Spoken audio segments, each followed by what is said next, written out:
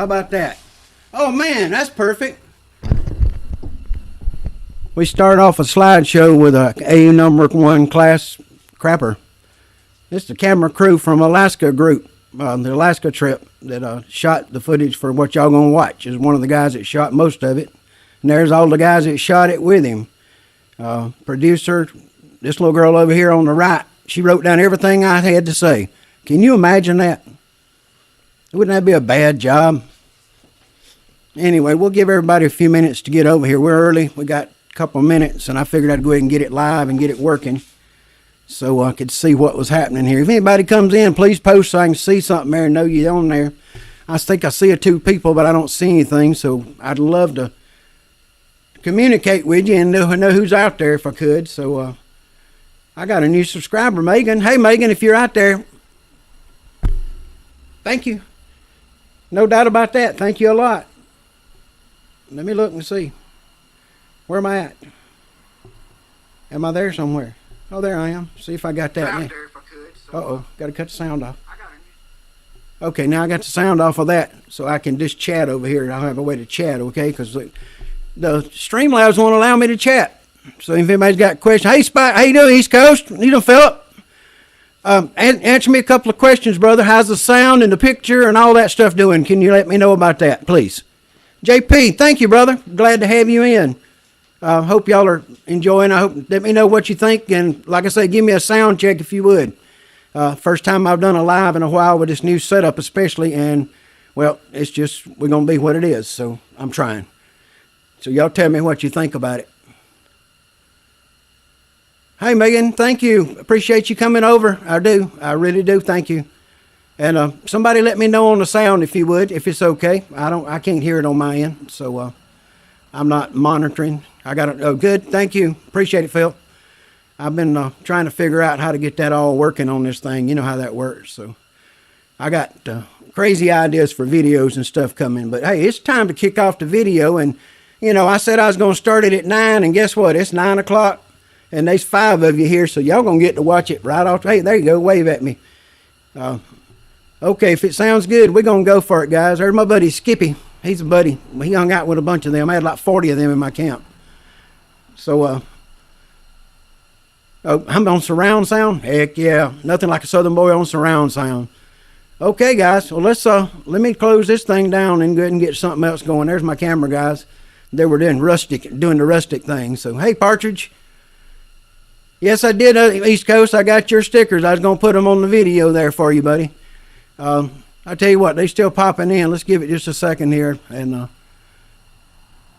I think we're. Hey, there you go. Gold porn, gold porn. Nothing like it, right?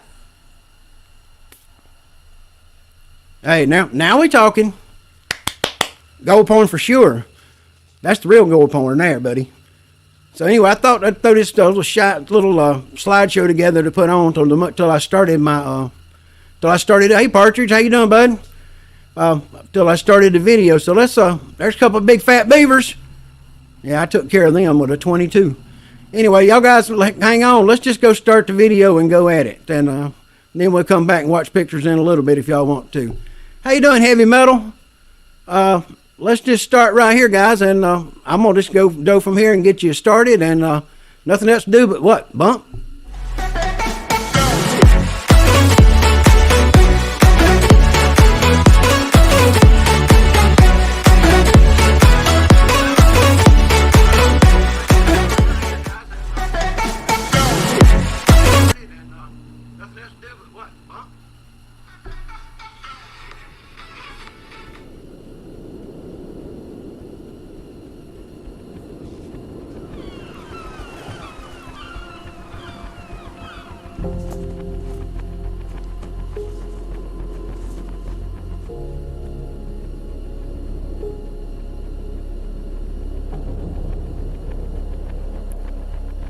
Okay, guys, y'all got sound? What led to all this?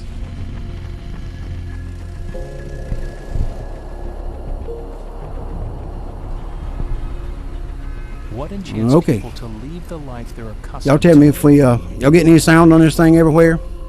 And travel thousands of miles north in search of heaven's floor.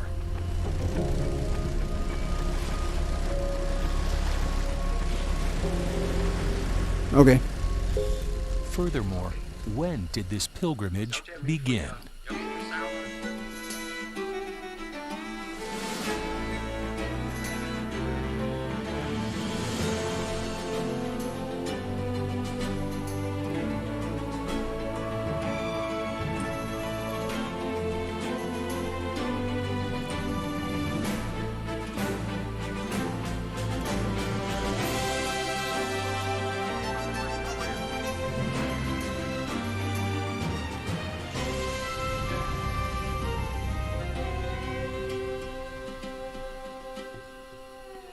You know, the good thing, there'd be a commercial right here, but I'm not going to make you watch one. You got it? Yeah. Just set her up there and I'll give her a show. The Gold Prospectors Association of America is gearing up for another year of adventure for the future participants of its Alaska Gold Expedition. Blake Harmon, the expedition manager for the GPAA, is working with suppliers and transportation companies in Seattle in order to secure provisions and equipment necessary to last everyone the summer in the remote landscape of northern Alaska. Y'all know who that guy was walking down the bank? The city of Seattle has long played a crucial role as the center of trade and transport. Now, we'll look at how the city's history has largely been impacted by the role it played in the Great Klondike Gold Rush of the late 1800s. Extra, extra! Gold found in the Klondike. Read all about it. The headline that started in Seattle and San Francisco soon resonated throughout the world, and the news could not have broke at a more perfect time. There was 20% unemployment nationwide and hundreds of bank failures. Upon the arrival of the steamship Portland to the docks of Seattle on July 17, 1897, carrying Lost all my with it monitors. 68 miners and more than a ton of gold, the United States was only beginning to come out of the panic of 1893, which was the worst recession the country had seen to date. And then you didn't have any umbrellas, you didn't have unemployment, you didn't have any of those things. Any of that stuff didn't exist. The cargo on board the SS Portland and the SS Excelsior, which docked in San Francisco the day prior, would be worth over $1 billion today. This discovery offered hope to people in a failing economy. It was just an interesting way to come out of a depression. Only 100,000 people came up here, but millions got off their rear ends and moved just 15, 20 miles, 50 miles west. But finally, that spirit just caught hold of America and Canada. There was a little bit of hope, and it was the gold rush that gave them that. All they had to do was get up to the Yukon with some very rudimentary equipment, and you had the possibility of being a millionaire with 1 year's worth of work. A lot of people have restarted their lives after great failure and been able to succeed and to do well and to be happy. Alaska allows you to do that. Both Seattle and San Francisco saw the excitement of the gold discovery in the Klondike as a means of salvation from their economic struggles over the past 5 years. Both ports began a battle to be the premier outfitter for the trek north, and with the help of marketing genius Erastus Brainerd, it did not take long for Seattle to win the war. There was a quote that if you wanted to be a part of the Klondike Gold Rush, you needed to be prepared with about a year's worth of provisions. Erastus Brainerd and the Seattle Chamber of Commerce Well, that's a took lot that of stuff to take. and used it for all it was worth. There's Pee Wee, guys. I'm going to tell y'all about Pee Wee when we get off this video. Honest articles. He wasn't telling any fibs. What he did was send press releases to every newspaper and magazine that had a subscription of over 400 in the United States. You should have seen the advertising that was going out over the telegraph wires that was erupting in all the newspapers across the United States saying, come to Seattle, your jumping off point for the Klondike, for gold, riches to be had. Just get to Seattle and we'll outfit you and we'll send you north. The advertising campaign that came out of Seattle was 5 times greater than any other West Coast city's efforts. Hey, it's for horses. Well, I guarantee you that. It's for dogs up there, It too. worked. It's They use a lot of it, bed the horses down. People came through And Seattle. they can't bed them down. They use it to eat for the Within cows and hours stuff. There ain't much. following There's not Erastus many critters Brenner's up there like promotional that. efforts, Seattle had become a household name nationwide. When we come back, we'll continue looking at Seattle's rich gold rush history, as well as how the city today Yes, is still Partridge, playing tell a them major about it. role Hit that with like button, modern guys. That'd be gold really miners. nice. I'd appreciate that. I didn't think about that, and that's the kind of thing. Hey, did y'all notice that high banker that was in that picture just now? Yeah, it was a drop rifle sluice. Beginning in I the should be summer watching this ahead of time and letting y'all know when things the are coming economy up. in Sorry. Seattle was flourishing. Wherever you were, anywhere in the United States, you would read about the Klondike Gold Rush. Klondicitis was spreading like a virus. Seemingly rational people left their homes and their jobs, if they had jobs, and they just all wanted to rush up here. They got caught up in this mass movement, if you will, to the far north. If you were trying to make a living catching fish and the fishing was bad and someone told you that they had just discovered gold, what would you be doing the next day? Even the mayor of Seattle at the time, William D. Wood, turned in his resignation immediately after hearing of the discovery of gold in the Yukon and started his journey north. There's more to the Seattle history than meets the casual eye. They were extraordinary people and risk takers and by nature, gamblers and dreamers, as one author called them. Within 10 days of the SS Portland's arrival, 1,500 miners had already set course to the Great White North. You could imagine how exciting that would have been for everyone around, and it really made Seattle the city it is today. After more than a century since the Klondike Gold Rush, Seattle has not forgotten its history and how it became the city Guys, I lost it my is monitor, today. so I'm trying not to talk so I don't talk on when Population somebody's did speaking, grow okay? quite a Just so bit you understand. Between 1900 and 1910, it tripled from about 80,000 to 240,000. One contributing factor to Seattle's spike That in one's population overloaded. is a result of the limited amount of ships embarking for the Klondike. This created a demand for many local businesses, which in turn boosted Seattle's economy with the creation of thousands of jobs. It really put Seattle on the map. You know, different stores and all kinds of supplies were sold here for people to get on a boat and go try to find their own fortune. Megan and I've got This 20 part of episodes town of this, and was I'm in perhaps 16 of One of them. the main business districts. There were many hotels in the buildings in the neighborhood, merchants, restaurants, entertainment of one kind and another. It was very easy to arrive by train, find a room, buy your equipment, have it sent down to a particular ship, and then head north. Most of the original buildings are still standing in what is known as Pioneer Square. A lot of land. JP, you can be on TV. I got one over here you can sit on in the garage. Make this land more habitable and profitable. One of its more notable properties is the Klondike Gold Rush National Historical But you Park darn sure a Museum. character. This building is built originally in 1889, right after the Great Seattle Fire. One of the How you first doing, Lee? Good to see you, buddy. And most of its life, it's been a hotel building. Thank you for coming in and joining me. The Klondike Gold Rush had actually stayed in this building. The National Park Service is active in educating its visitors, as well as preserving what is left from this celebrated time in history. Yeah, I got this crazy idea for a mining show.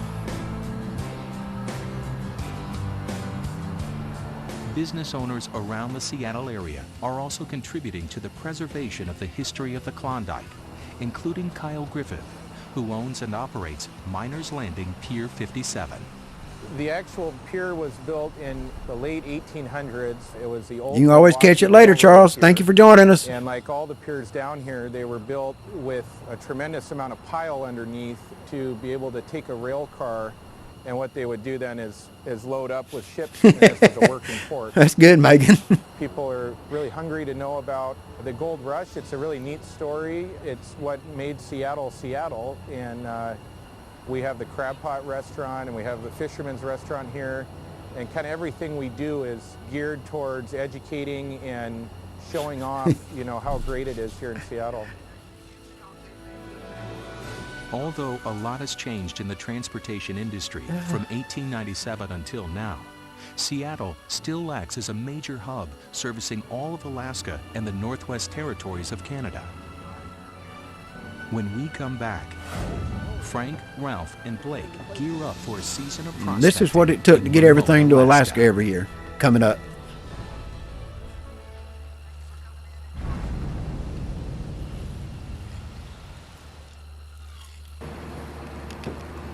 Alaska's winter months can see temperatures as low as 40 degrees below 0 Fahrenheit. As a result, the vast majority of the ocean surrounding Alaska's coastline freezes, making sea transportation impossible. Many towns and villages in Alaska are so remote that they are only accessible by sea and air. When delivering thousands of pounds of supplies, air transportation can be monetarily impractical. Larry Graham, terminal manager for Northland Services out of Seattle. If anybody has any questions, y'all just put them up. I'll try to answer them for you. To Alaska in only a few short months. Northern Alaska is ice-free only for a portion of the year. The further south you are, the longer that period. We do want to try to push the ice edge. We want to be into those communities. JP, I wouldn't go there in the winter. As the ice comes into spring and starts softening, we can deal with some ice flow if it's broken up. We help negotiate through the ice by using aircraft that look for leads through the ice. From the captain's point of view, all he sees is nothing but white. It's so big.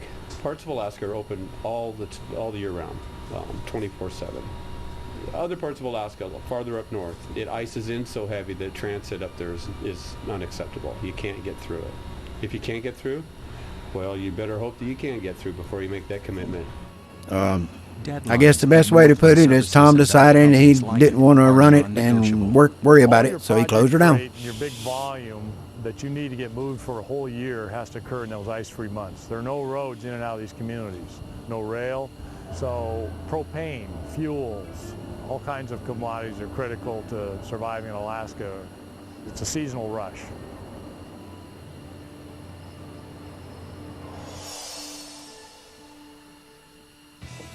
Watch this. In Nome, everything's cost a premium because all the suppliers are going to be paying a premium to ship it up there, and then the companies that you buy it from up there are going to be marking things up so they can make a profit too. So that's why you pay $5.50 or $6 for a gallon of gas up there when you can get it for $4 here. So getting all our supplies in the lower 48 and shipping them up is just by far the most economical way for us to do it. Wait, what you want to get up first? Partridge, I have something that will adapt into it with no problem. How you doing there, Benzo? Good to see you, buddy. Thank you for coming in. Appreciate it. First of all, Ralph is pretty creative. Yeah, coming up with I got a way to do that, but you just have to turn the water down slow to do it. It's according to how much you want to cut it. I'm actually going to be making 16-inch wide boxes for dredges, so those are coming. Camping things like this is really phenomenal if you really get into it. I'll pull the whole thing out. Okay. You got your housekeeping, you got your maintenance, you've got your dredge crew, you've got supply, you've got all kinds of things going on. You know, truck parts, small engine parts, whether we're going to get new ATVs or new pumps or new mining equipment. There's a lot of time involved in actually looking for the items, because a lot of this stuff is specialized what we use up there. Frank actually has a container delivered to his doorstep, and he works on it for months before. Y'all see that pile right there? That is a stack of Keen beach boxes with beach miner, beach mat in them. And there is a big stack of them there, wouldn't you say? That's a lot of casho. They got used 2 years. Yep, those were used 2 years, that whole big stack. There's more of them already in the trailer. When we come back, we'll see if the team's efforts paid off for a successful start to this modern-day gold rush. Heartbreaking's what it is, Mr. Partridge.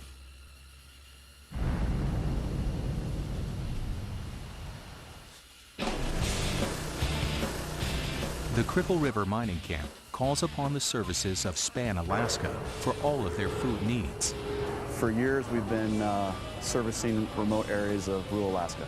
You know, if it doesn't have a road to it, that's kind of been our specialty. So food products, cleaning supplies, just about anything, farm feed supplies. Groceries. Hay for the dogs up there. I think right now we're about 40,000 pounds of dry barge product that goes seasonal barge, and then we're looking at about probably 10,000 pounds of bypass mail that will do well. The camp is in. Benzo, it was great once you got your sound fixed, brother. Seeing an on-time delivery from Span, Alaska. Get up a little closer. Frank, Ralph, and Blake are falling behind and need to pick up the pace to have any chance of finishing before the truck arrives.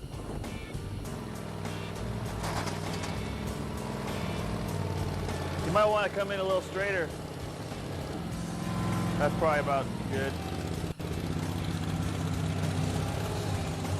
Meanwhile, at Northland Services, Larry is confident that his team will have the barge loaded and ready to go. The wood ones were better than those any day. Seattle's Puget Sound.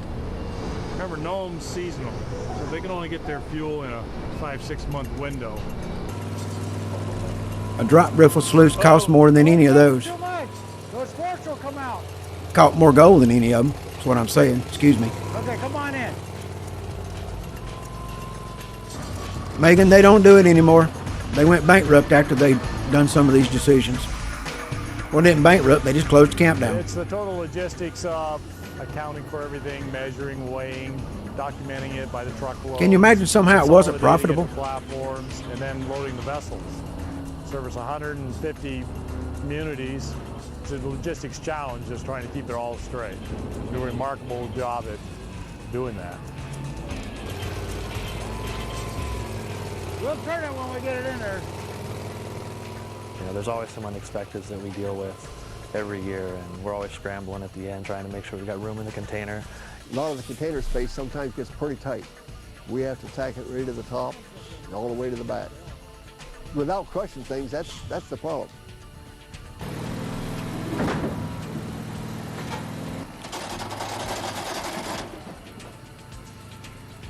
Just minutes Megan, stick before with the us. truck arrives, In the later episodes, put the last you'll get to see couple what pressure's pieces in their about. container and lock the door.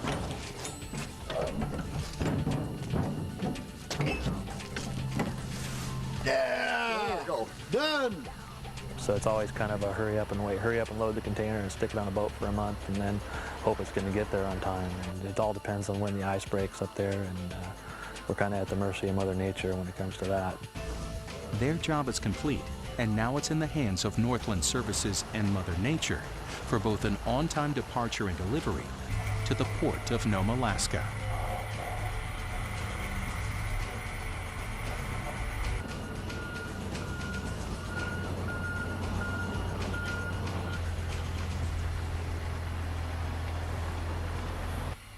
Barges are innately stable platforms. They're wide, they're flat.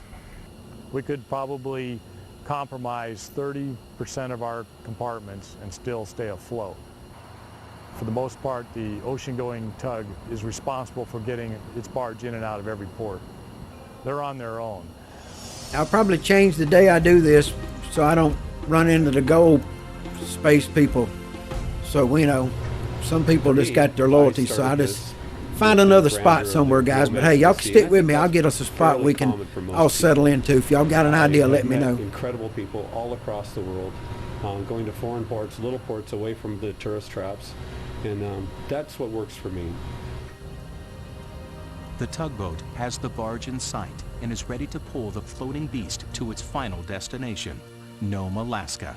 We can pull up to 2 barges, 400 foot in length and 100 foot wide, say 20, 30,000 deadweight tons.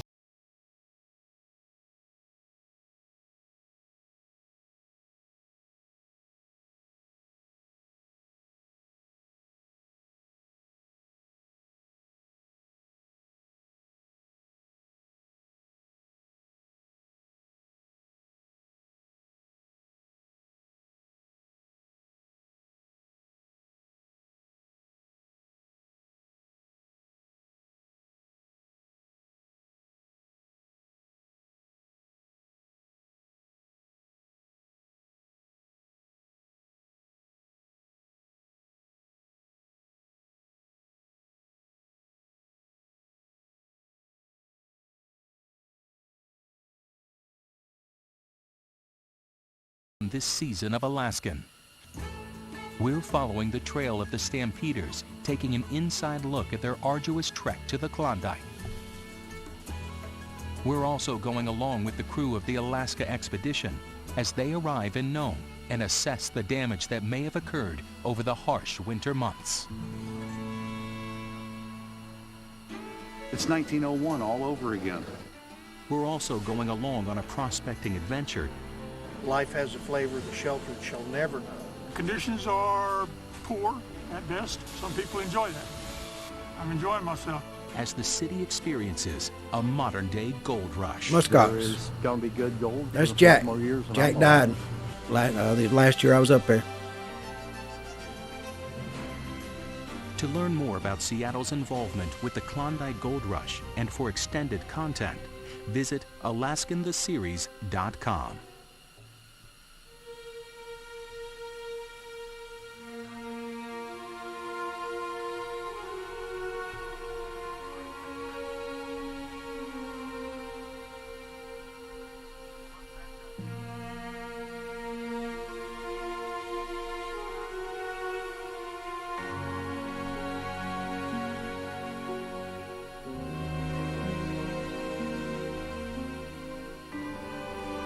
Heavy metal he was, brother.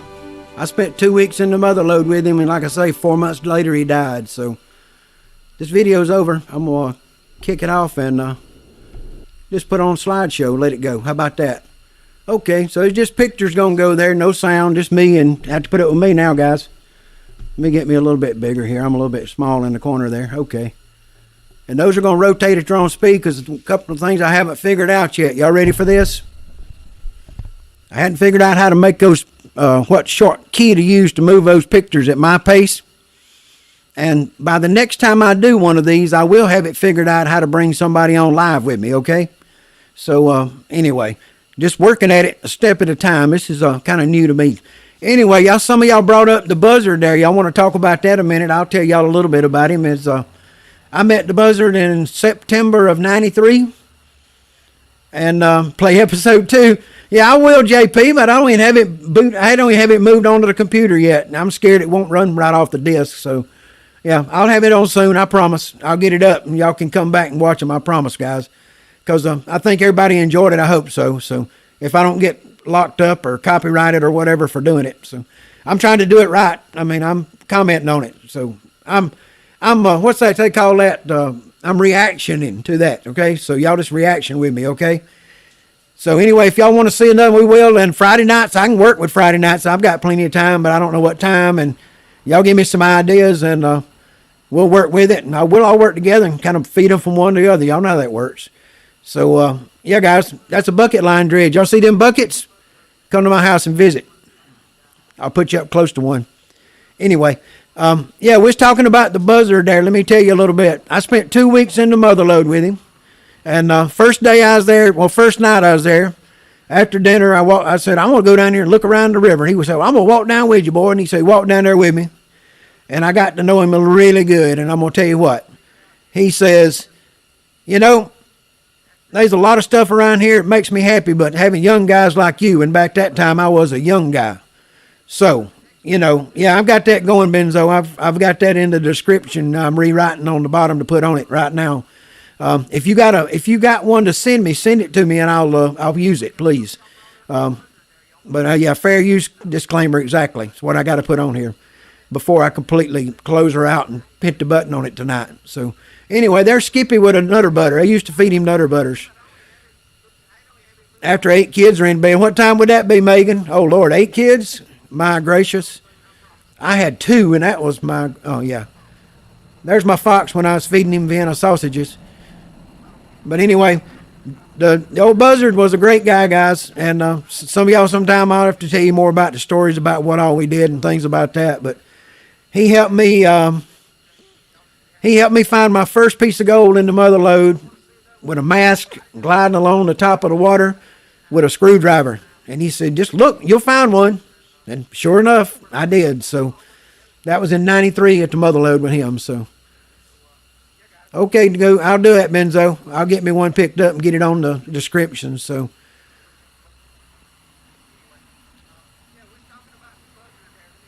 Oh yeah, the Buzzards videos are great, dude. I watched them from the beginning. I've been a GPA member since 1978 and a LDMA member since 82, I think it is.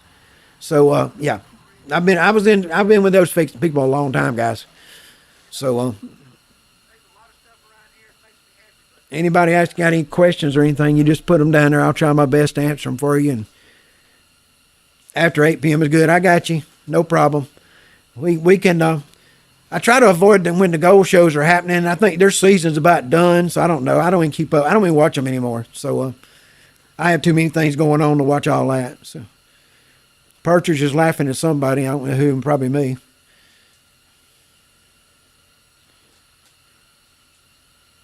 Yep. But guys, yeah, there's a few videos. Yeah, there's the beavers. I got, they were in our water system. They had to go. So 22 behind the ear, one after another. That's at the Bluff. You might have heard them on the dredging show talking about dredging at the Bluff. That's at the Bluff. Yeah, there's nice gold. Thank you. That's Mr. Roadblock, I called him. Muskox. He'd be standing in the road. You couldn't get by him at all. He respected me and moved for me. Other people come to my camp, he'd block them for hours. Later on, y'all get to see my camp and what I did on my camp. I cooked breakfast and all kind of stuff. So, oh, is he laughing at you? Well, I can understand laughing at me, but yeah, whatever. Oh, me.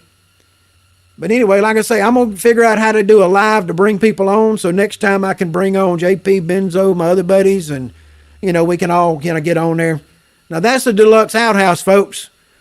And that hole's 6 foot deep, and we high banked every bit of dirt in it, and it was permafrost. And got about half a gram of gold out of it. Woo! Oh, man. Yeah, got about half a gram of gold out of it. So, yeah, that's the way it works. One of them days, guys. So, hey, if anybody's got any questions over here, put them up. And like I say, I'm going to get this a way to bring other people on next. So, JP, I got to maybe you can help me out with that a little bit, teach me. I stayed in that old cabin at the Bluff, right on the hill there, looking out over the water.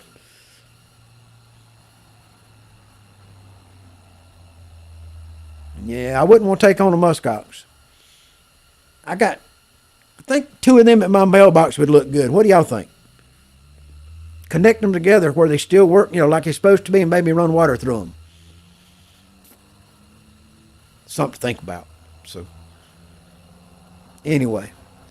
Well, guys, I'm going to get on out here. I'm not going to hold it up long. I mean, y'all probably got a lot of things y'all want to do on Friday night. That's the back end of Roadblock after I run him off. But y'all probably on Friday, y'all probably got a lot of things y'all need to do. And, y'all spend a little time with me, and I appreciate every minute of it. If you're not subscribed, which most of y'all probably are, so I appreciate you. But a thumbs up would be great. And y'all go look at the new high banker video. It's pretty cool.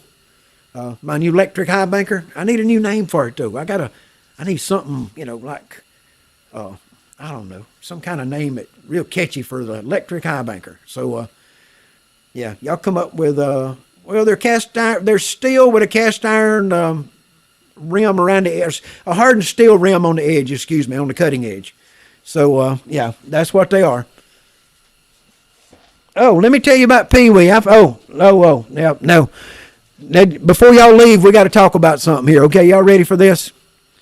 Now, my buddy Pee Wee, just put that on there, remind me because I forgot, okay? Pee Wee called me 3 days ago or 2 days ago.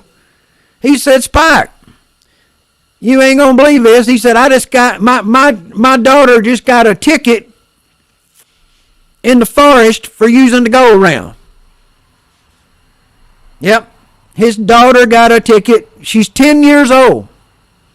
Special needs child. But, nice kid, but, 10 years old in the creek. And the little 22-year-old game warden come up on her and, well, he took her gold and he took her gold ram, guys. Yeah. He took her gold and her gold ram and wrote her a ticket. He wrote David a ticket. Okay, now let me tell you how this story goes. David decided to talk to the to the game warden boss man. So he called down and talked to the sergeant, and the sergeant called him back. And him and the sergeant had a nice talk about, I need to look at you guys. I'm sorry. I don't know why I'm looking over here at the microphone. Dummy. Okay. I'm sorry, guys. That was just so rude. Anyway, y'all ready? Let's try this again. So anyway, the game warden, Pee-wee calls the game warden, and the game warden calls him back. And he says, he said, can you come down here? We want to talk to you. So Pee-wee goes down to the game warden place. And I guess the Army Corps guy and some other people were there, and the little girl and Pee-wee and the boy that wrote the ticket. Now, he's like 22 years old and 120 pounds, I believe Pee-wee told me. So, I don't know, but somehow Barney Fife comes to mind. I swear it does. I swear I see Barney Fife, and just every time, I ain't never seen the guy. All I know is what Pee-wee told me, but I'm thinking Barney Fife. So anyway, guys, I think that Pee-wee got justice. He went down, and the head ranger guy and the Army Corps guy and the guy that wrote him the ticket all sat and listened, and he showed him what was going on, and he showed him how you use a gold ram. And they also had a sluice there, so they showed him how you use a sluice, which is illegal in that forest. And then they talked about it, and, well, the ticket got torn up. The gold got handed back to the little girl. She got her gold ram back. They said it would never be a problem again, which I've never had a problem. I've sold 3,200 of those things, I think it is. And never had one that got caught in the forest with one. So, but I got to tell you the funniest part of the whole thing, guys. Pee-wee's got a 4-inch dredge sitting in the back of his truck. And the little game warden walks outside and looks at that. And after he taken away a gold ram, which when he took the gold ram away, Pee-wee, the little girl was using it. Pee-wee was using a flow pan. And he didn't take it, but he took the gold ram. But then he had to give it back. So, you know how that works, guys. So, anyway, what I'm telling you is at least they made him get right about it and do what was right. So, I'm giving Pee-wee the charge award, and when his little girl comes to visit, I think they're coming up for my open house. And if they're coming for the open house, we're going to have a big old pink gold pan this big for her. I've got one. It's one that I was given. It's a number 2 from Trinity Gold Pans. It's got my name on it. But I don't think of nobody in the world that deserves it more than she does. So she's going to own that one when it gets here. So that's what's going on there. But as speaking about my open house, let me share another about that. I've just about slipped up on everything, guys. I'm so sorry. I'm not good at this. I'm better at just building stuff and talking while I build, okay? This is different sitting in front of the camera, okay? So, I'm going to have an open house from 2 to 5 or 6, whatever, next Sunday. Not this Sunday, next Sunday. And people come down, and we're going to have some burgers and whatever, and maybe some refreshments and 4-inch dredge. Well, I'm going to build some parts for a dredge, but I just got a lot of behind with everything, Benzo. It's coming. Dredges are coming, boss. Got a lot of things coming. I haven't been watching the chat either. So that's the thing about it. When I look at the camera, I don't look at the chat. So that's a little bit of a problem, guys. I got to learn how to do that. I guess I need to do this and cut my eyes. Can y'all tell I'm not looking at you? Can you tell? With my glasses on? I seen Lee wanted to go dig sometime. All you got to do is get up here, brother. We'll go. I'll go dig with anybody, especially if you want to do most of the work.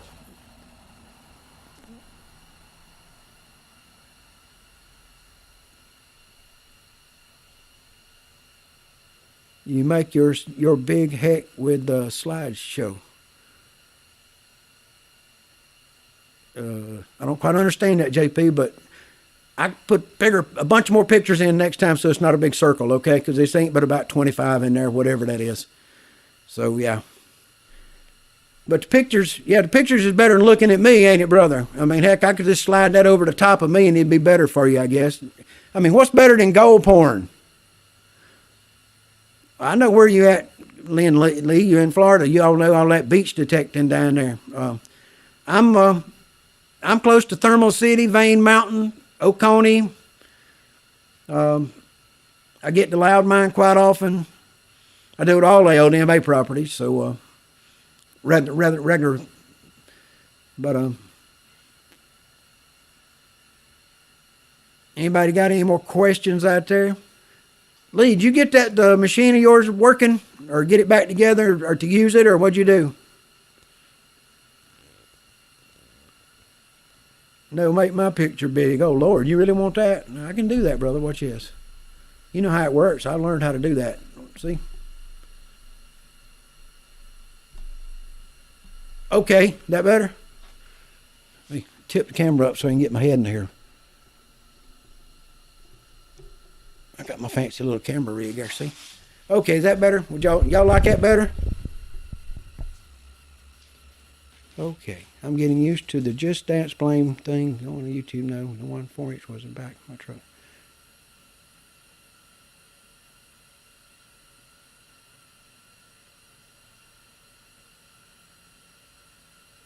Yeah, on the dredge, the game warden looked at the dredge in the back of David's truck, guys, and the one that wrote him a ticket now. And somehow he told him, he says, well, why wasn't you using that? No, wait a minute. He said that.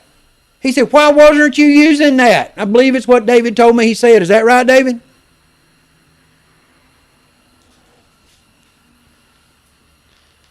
Man. Thank you, Megan. I got a batch full of them in there. I got a Washburn 125th anniversary and a Epiphone acoustic, a Strat, a Tele. That's an Avril Lavigne. You ever heard of Avril Lavigne? That's her Telecaster, signature model. Yes, it is.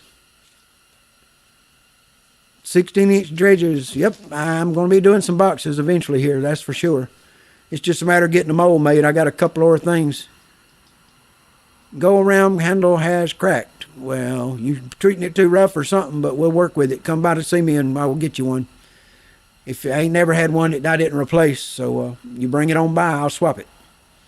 That's all I can tell you. I ain't had but two. One of them got hit, yours and then Bobby's. Bobby's was in a car wreck. Got hit in the trunk. And he got a free one too. Oh, yo, hey, my contest went off and the guy that won it, oh, I had internet issues well, not internet, I had driver issues. I couldn't get any sound anywhere. Like right now, I can't get any sound out of the computer to listen to it, so I don't know what it sounds like. I'm just hoping it's working. But anyway, that's what happened, so my giveaway ended up, the guy that won it is in the Netherlands. His name is Valiant. It cost me $34 to ship it. I thought I was doing a contest. I was going to spend $10 to ship it, and I was going to make out like a bandit. And I ended up the part $34 shipping. So hey, it is what it is. I got a subscriber out of it. I got a bunch of subscribers actually, and I got a bunch of friends, and I'm just happy to be here, and I'm happy for all y'all to be here with me, guys. And so thank you. Okay, that's all I can say is thank you for coming by. I'm not going to make you put up with me making me listen to those. Don't worry. I wouldn't do that. Y'all, I'm not that good. If I work on it, I can play a song every now and then, but I ain't no way I'm just going to play. No. I don't do that. So, yeah, but you come on by, JP. I'll swap it out. You come next Sunday if you want to, and bring your own beer. I got hamburgers, French fries, and hey, guess what? I got what every man needs. I got an air fryer. Everybody needs an air fryer. Don't you? Yep. So y'all come on, brothers. Hey, I'd love to have you. I got several people coming, and everybody's welcome to come on, okay? So we're going to have just to relax and probably do a little bit of giveaway at that, too, to be honest with you. I got a couple things in mind. So, yeah, international is no good, but I done that one, and it was one of them real open ones, or benzo, and yeah. I won't be doing that anymore. It killed me on that. Imagine if it had been somebody in Australia. Yeah. And the box is this long, excuse me, this long. Yeah. Yeah, exactly. Imagine that. So, yeah, I come out good. I guess I came out okay. Hey, yeah, JP, I love my air fryer, brother. I love my friend. I love French fries and that thing. Oh, man, they're so good. So, got to have that. And I used to use the Instapot a lot, but I got where I don't even mess with it anymore unless I go on to camp. now take it to camp, and I'll hook it up while we're gone out digging and let it cook something, but nah, don't mess with it too much anymore. But that dang air fryer now, if a man's a bachelor, he'd have to have an air fryer, that's for sure. What time? What time's what?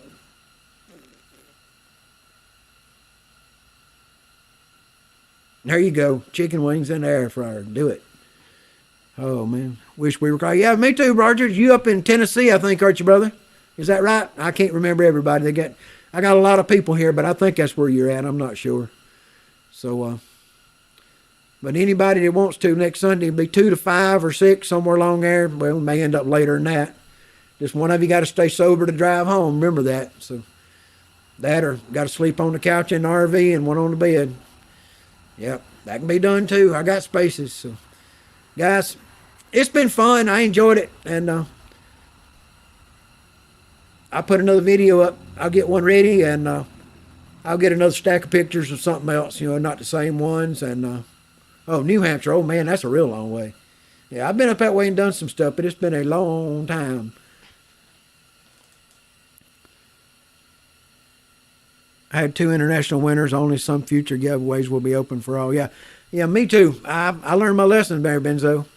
I'll have to definitely. I'll have to plan a little different on that one. I didn't mean to do that to myself for sure. So I kind of didn't think that completely through when I done that. But like I say, 34 could have been a lot worse. It could have been like you guys sending stuff to Nikki in Australia, and it costing $80 for a box of stuff. So imagine how much a go-around box would have cost me to ship. That would have been pretty darn bad. So anyway, guys, y'all be good, and get in touch and let me know if you're coming, and I'll be on again before then, because I'm gonna do another one of these. And I may just go ahead and do it this Friday night. If y'all think that'd be a good idea, let me know right now so I can plan that. And if you think you'll come watch it, we'll just let me know and we'll do it. And, I'll sit here a minute and just watch for comments and see and tell me what time. So just comment with what time you want me to do it Friday night, if you want me to do it. And, heck, I may just go ahead and do it. So, cuz, you leaving us, buddy? Thank you for coming by. We appreciate you. We really do. I appreciate you coming by.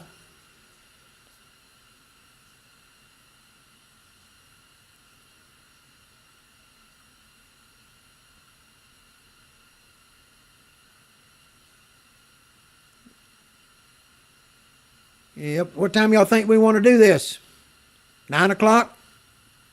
Yeah, there's JP. See, me and JP think just alike sometimes. You know that?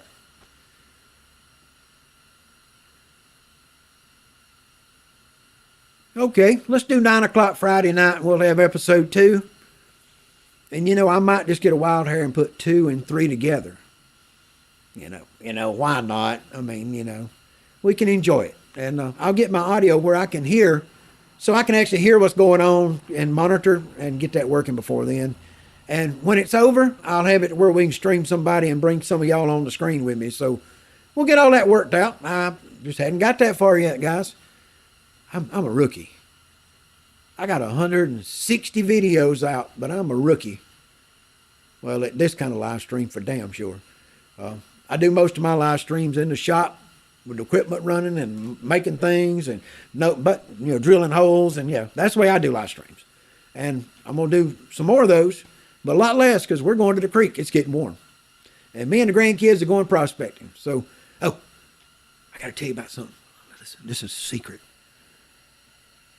We got y'all see that? That's where the skin cancer doctor got me yesterday. There and up there. Anyway, nothing big. It's all good. Anyway, my new video idea. Y'all know I've been teaching the grandkids how to prospect, right? Okay. I'm going to start prospecting with the grandkids, but the invisible man's going to be the one that actually teaches them how to prospect. And we're going to figure it all out, but hey, we'll make it work. But the videos are coming with the grandkids learning to prospect with the invisible man. And the Invisible Man might sound something like this when he talks.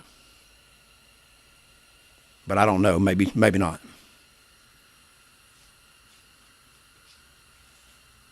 I don't know. Y'all hear that?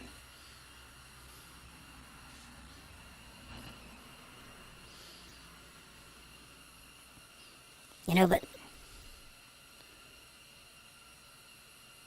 then his mom's gonna be fussing about all of them jumping in that water and getting all dirty and wet and all that too. You know that, don't you?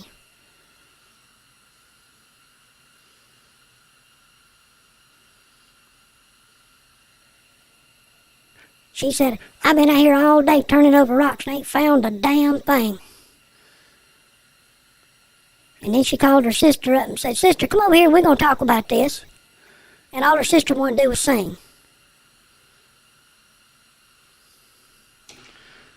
She said, when the road is thawed up yonder. People freaked out.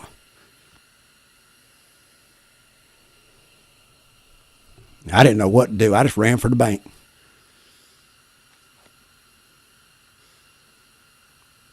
You know something, guys? I wished I could hear myself right now when I just done that.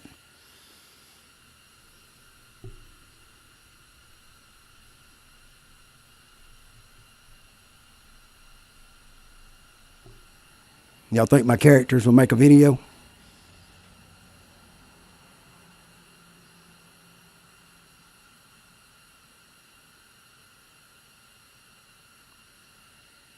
I could have Grandma sitting on the bank fussing about everything, and the lost Dutchman on the bank sitting there telling them what to do, and the boys looking around for him because he's invisible. You think so? I'm just trying to have fun, guys. I sit here today and played with the sound for a while. It was a good afternoon. I got relaxed. Tried to learn something, and well, I hope I got the sound working and got the echoes out and got the system, more tuned in like it ought to be. So, yep, we'll be doing more of these, that's for sure. I don't want to overdo it, It's one of those things you just can't do too much of. But I'll have Grandma and them hit up for later, that's for sure. So, yeah, I figured the kids are going to be down on the creek working with their pans and stuff, and nobody around them, and all of a sudden they're going to look around because they're going to hear this voice. What y'all boys doing down there? What's that pan? You know what you're doing?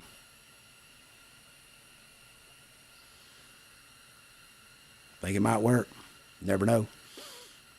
The ghost. And then I'm going to use invisible hands and invisible hood, so the ghost can go around with them and move around and just, I think it might work. So y'all let me know what you think, and we'll see.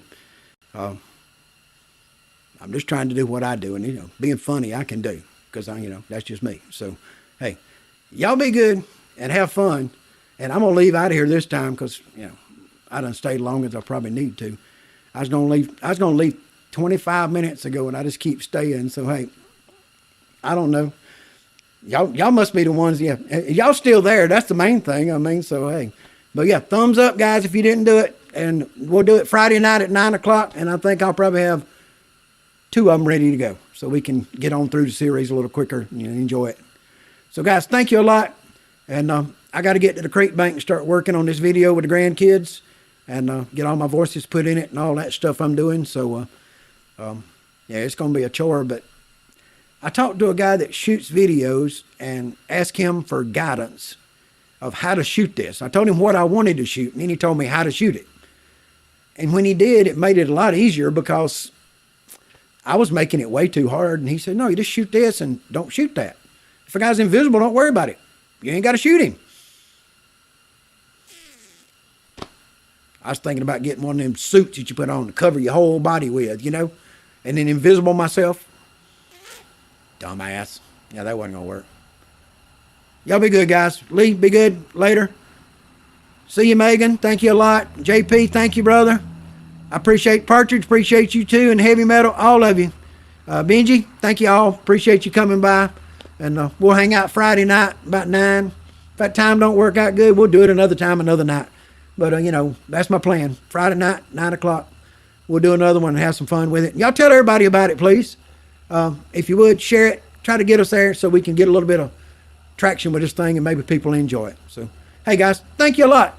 And Partridge, be good, brother. Give me a call sometime. We'll talk about that.